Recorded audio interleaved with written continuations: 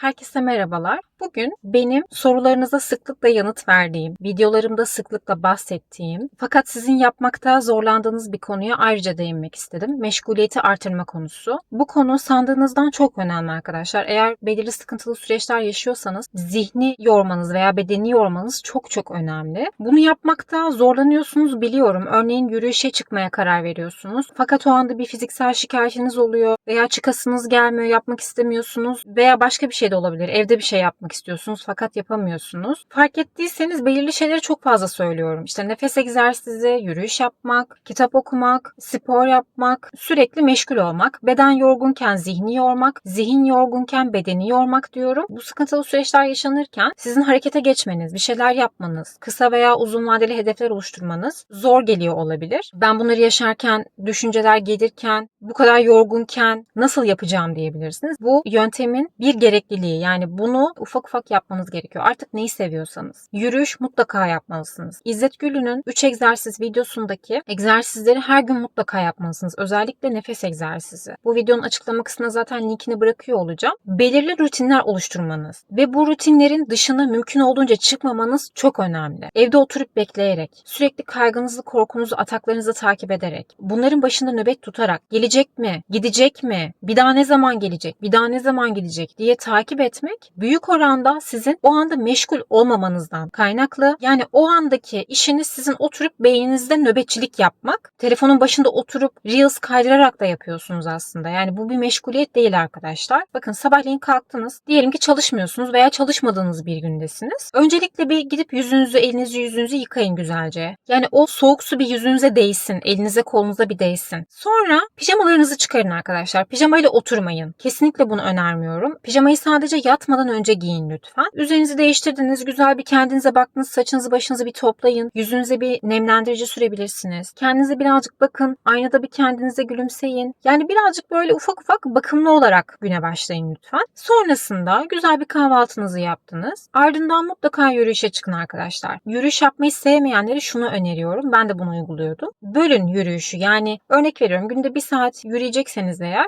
bir çıkın 10 dakika bir yürüyün. Sonra tekrar çıkın gelin. Markete gidin gelin gibi. Bunu yapa zaten yürümeye de alışmış olacaksınız. Yürümek de aslında belirli bir kondisyon istiyor arkadaşlar ve siz çıkıp da birden 1 saat tempolu yürüyüş yapamazsınız belki. Fakat bu noktada kendinize savaşmayın. Benim bunu yapmam gerekiyor. Her gün yürümem gerekiyor. Yapmam gerektiği için yapacağım diyeceksiniz. Buna zaten alışacaksınız. Sayısız örnek var aslında. Neye ilginiz varsa. Hiç yapmadığınız bir şey de olabilir. Hiç resim çizmemişsinizdir. Malzemeleri alırsınız, resim öğrenirsiniz. Veya bir kursa gidersiniz. Durumu olmayanlar için bir müzik açın. Evde oynayın, dans edin. Dans koreografileri öğreten kanallar var. Açıp dans öğrenebilirsiniz. O kadar çok şey var ki yapabileceğimiz. Ben örnek olarak birkaç tanesini söylüyorum. Fakat 3 egzersiz videosundaki nefes egzersizi, oradaki diğer 2 egzersiz, günü planlamak, yürüyüş bizim olmazsa olmazımız ve kendimize bakmak. Yani uyandıktan sonra kendimize bakmak, etrafı toplamak her neyse. Bakın bunun çok etkisini göreceksiniz. O andaki belirtiniz her ne olursa olsun. Bunları lütfen yapmaya çalışın. Biliyorum zor, başlarda çok zor olacak. Bunu biliyorum, sizi çok iyi anlıyorum. Bunlar da çözümün bir parçası. Karışmıyorum beynimin işine. Beynim beni koruyor. Ben bunu biliyorum. İşime gücüme bakıyorum. Günümü planlıyorum. Meşguliyetlerimi artırıyorum diye düşüneceksiniz arkadaşlar. Bakın amacımız kaygıyı, korkuyu vesaireyi yok etmek değil. Bunlarla savaşmıyoruz. Biz işimize gücümüze bakıyoruz. Yani aslında biz beynimizin işine karışmamış oluyoruz. Ve rutinler oluşturuyoruz. Bu rutinlere devam ediyoruz. Bu bir kaçma mı peki? Hayır, bu kesinlikle bir kaçma değil. Bu sürecin bir gerekliliği. Bizim burada beyne verdiğimiz mesaj şu. Kaygım da olsa, korkum da olsa, belirli fiziksel belirtilerim de olsa ben hasta değilim, bunu biliyorum ve ben işime devam ediyorum. Bu benim belirli rutinleri yapmama, belirli işlerimi halletmeme engel değil. Biz beyne zaten bu mesajı veriyoruz. Bu mesajı verdikçe sizin için normalleşmesi daha kolay olacak. Yöntemi uygulamanız çok daha kolay hale gelecek. Başta tabii ki de zor olacak. Ben size kendimden bir örnek vereyim. Yürüyüş yapma rutini oluşturmaya çalıştığım sıralarda birçoğumuzun yaşadığı gibi baş dönmesi çok yaşıyordum ve ben bu ihtimali aklıma getirdiğim anda başım dönmeye başlıyordu. Çünkü hani beyin muhtemelen orada bir tehlike var sanıyor. Yani aslında ben buradayım deme şekli. Yani bak hala ben buradayım. Geriye dönme isteği bende oluyordu. Hiç çıkmayayım, geri döneyim, eve döneyim gibi düşünceler aklıma geliyordu arkadaşlar. Bunu zaten birçoğunuz yaşıyorsunuz. Tam olarak bu versiyon olmasa da başka alanlarda yaşıyor olabilirsiniz. Başka anlarda yaşıyor olabilirsiniz bu durumu. Yürüyüşe çıktığınız yaptınız, sizi engelleyecek bir belirti veya bir düşünce geldi. Biraz bu isteği ertelemeye çalışın arkadaşlar. İşte orada o düşünceye hizmet ettiğinizde veya o belirtiye, o kaygıya, korkuya hizmet ettiğinizde gittikçe eve kapanmaları ortaya çıkıyor. Gittikçe kabuğuna çekilmeleri ortaya çıkıyor. Kişi korkusundan korkuyor, kaygısından kaygılanıyor. Halbuki orada bir eşik var arkadaşlar. O eşiği böyle bir aştığınız zaman, aşmaya başladığınız zaman bunun çok faydasını göreceksiniz. Bakın lütfen burayı gerekirse birkaç kere dinleyin. Çok önemli bu nokta. Yapamıyorum diyenler aslında o düşünceye hizmet ediyorlar. Halbuki beyin sizi korumaya çalışıyor orada. Beyin sizi korumaya çalışırken beyinle savaş haline girmeyeceksiniz. Şu anda bir tehlike yok. Hatalı bir tehlike algısı var. Ben şu anda devam edeceğim bu yaptığım işe. Biliyorum beni koruyorsun. Ama ortada gerçekten bir tehlike yok. Kaçmıyorum, korkmuyorum. İstediğin zaman gelebilirsin. Ey duygum, ey düşüncem artık her neyse. Bunu yaptığınız her şeye uyarlayabilirsiniz. Yani oradaki meşguliyet, meşgale ne ise ben yürüyüşten örnek verdim ama bunu çeşitlendirebilirsiniz. Artık ben bir gün o kadar çok bunalmıştım ki bu baş dönmesi olayından. Çok şükür bir hastalık yok ortada. Ama hastalık olmasa bile organizma bizim bildiğimiz veya bilmediğimiz belirli hatalı kodlanmalardan dolayı kaygı, korku üretiyor. Fiziksel belirti üretiyor. Ben bunu düşündükçe, oraya dikkat kesildikçe duyarlılık gelişiyor.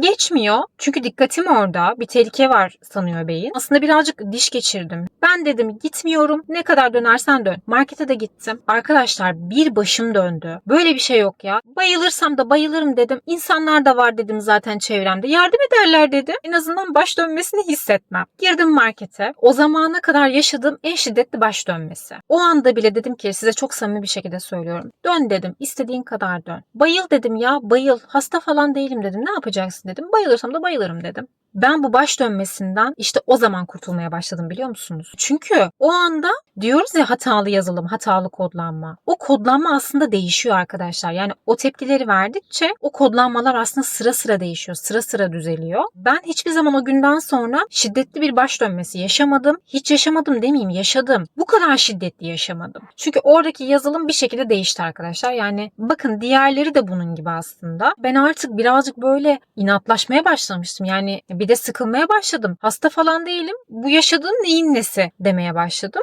Dedim ya yeter be, istediğin zaman gel. Ne yapayım yani dedim. Benim kararlılığımı da görünce, beni etkilememeye de başlayınca işte orada değişim başladı. Siz de böyle meşguliyetlerinizi artırın. Belirli belirtiler geliyorsa, belirli düşünceler geliyorsa o anda kararlı bir şekilde telkininizi yaparak yaptığınız işe devam edin. Daha çok meşgul olun. Daha çok gelsin. Siz daha meşgul olun arkadaşlar. Düşünce geldi. Düşünceyi normalleştirdiniz. Sizde kaygı korku yarattı. Kaygı korkuyu normalleştirdiniz. Kaygı korku sizi etkiledi. Etkilenmeyi normalleştirdiniz. Bunları normalleştiriyoruz. Yani gelmesin diye uğraşmıyoruz. Korkusuz, kaygısız bir ömür olur mu? Böyle bir şey mümkün değil. Yani etkilenmeden bir ömür olur mu? Böyle bir şey yine mümkün değil. Sadece biz hatalı algılarımızı düzelterek o etkilenmeyi, o kaygıyı, o korkuyu minimal düzeye çekmiş olacağız. Yani ortada bir tehlike yokken bunlar gelmemiş olacak arkadaşlar. Meşguliyetlerinizi artırın derken sizin yaşadığınız zorluğun farkında olarak ben bunu söylüyorum. Ama burada kritik eşikler var. O eşikleri aştıkça sizin için çok daha kolay olacak. Bakın herkesin yaşayışı, yetiştirme tarzı, algılama biçimi hepimizin farklı. Belirli rutinler oluşturun. Yapamıyorum, yoruldum dediğiniz anda şu anda yapamıyorum evet ama ileride de aynı noktada olacağım bana göstermiyor. Gerekiyorsa sabrederim, istikrar gösteririm. Bir şeylere canınız sıkkın olabilir. Moraliniz hiç olmayabilir. İçinizden gelmiyor olabilir. Bu anlarda bile lütfen rutinlerinizi bozmayın. Yürüyüşse yürüyüş, sporsa spor veya diğer rutinleriniz. Mutlaka bunları yapacaksınız. Bakın ben şu anda size bu videoyu çekerken bir şeylere moralim bozuk. Ama şu anda beni izliyorsunuz. Kalkmışım gelmişim size video çekiyorum. Sonrasında birazcık yürüyeceğim. Kitabımı okuyacağım. Bir şeyler izleyeceğim. Rutinlerime devam edeceğim. Benim için çok önemli bir mevzu, bir ölüm kalım meselesi değil. Bunun da farkındayım. Ne yapıyorum? Canım istemese de, moralim bozuk da olsa ben bunları yapmaya devam ediyorum. Yine buna rağmen birini gördüğümde selam veririm, gülümserim, esnafa merhaba derim, misafir gelirse merhaba hoş geldiniz derim, güler yüz gösteririm. Yani ne demek istiyorum? Bunları yapabilmek için illaki çok mutlu olmanız, o anda çok iyi olmanız gerekmiyor. Ortada çok büyük bir zorluk yoksa, bir ölüm kalım meselesi, ciddi bir hastalık bunlar yoksa insan belirli rutinlere de devam edebilir. Belki daha az yapabilir. Bu zamana kadar böyle bir insan hiç olamamıştım arkadaşlar. Moralim moralim bozuksa, canım sıkkınsa, içimden gelmiyorsa ben o şeyi yapmayabiliyordum. Ama şu anda tamamen farklı bakıyorum. Bu benim için eğer çok büyük bir mesele değilse engel olmamalı diyorum ve gerçekten de beni etkilemiyor arkadaşlar eskisi kadar. Bir de böyle farkında olmadan kendimizi kasıyoruz arkadaşlar. Nefes egzersizi kendinizi farkında olmadan kastığınız şeylere çok iyi geliyor. Ben kendimde bunu gördüm. Bu kasılma iç organlarda da olabiliyor. O nedenle nefes egzersizini ve artı bunun yanında yürüyüşü ve spor yapmayı lütfen ihmal etmeyin. Bu videoda söylediklerimi eğer uygulayabilirseniz çok rahat etmeye başladığınızı göreceksiniz ve bunun muazzam faydasını göreceğinizi düşünüyorum. Lütfen emek vermeye çalışın arkadaşlar. Şu tarz sorular da geliyor. Mesela videoda cevabını vermişim, aşağıya aynısını soranlar oluyor. Anlamamış olabilirsiniz, belki orayı kaçırmış olabilirsiniz. Fakat biraz hani bu kolaycılığa da kaçmak oluyor. Yani orada bir kolaycılığa kaçmak varsa, kendin oturup düşünmeden, tahlil etmeden cevap arayışına girmek var ise bu sizin aklınızda kalıcı olmayacaktır. Ne kadar uygularsanız, ne kadar çok işin içine girerseniz aslında o kadar çok meyvesini toplayacaksınız. Tabii ki çok mantıklı, çok güzel sorular da geliyor. Bana da ışık oluyor. Sonuç olarak meşguliyetlerimizi artırıyoruz. Zor da olsa bunu yapıyoruz. Gününüzü planlayın. Kendinize hedefler ve amaçlar belirleyin. Hobiler belirleyin. Alışkanlıklar belirleyin. Rutinler belirleyin. Ve meşguliyetlerinizi artırın. Meşgul olun arkadaşlar. Bazı anlarda böyle atar yapıyormuşum gibi oluyor aslında. Konuya bazen böyle kendimi kaptırıyorum. Orada kopuyor gidiyor bir şeyler ama aslında insanları getirdikleri hale kızıyorum gerçekten. O yüzden haliyle o tonlama birazcık yükselebiliyor arkadaşlar. Mazur görün lütfen. Bugünlük video bu kadar olsun. Aslında kısa bir video olmasını istemiştim ama biraz uzadı yine sanki. Umuyorum ki çok verim alırsınız. Hemen uygulamaya koymaya başlayın lütfen ve bu videonun üzerine düşünün lütfen. Kendi halinizi bir düşünün. Dinlediğiniz için teşekkür ederim. Tekrar görüşmek dileğiyle. Sevgiler.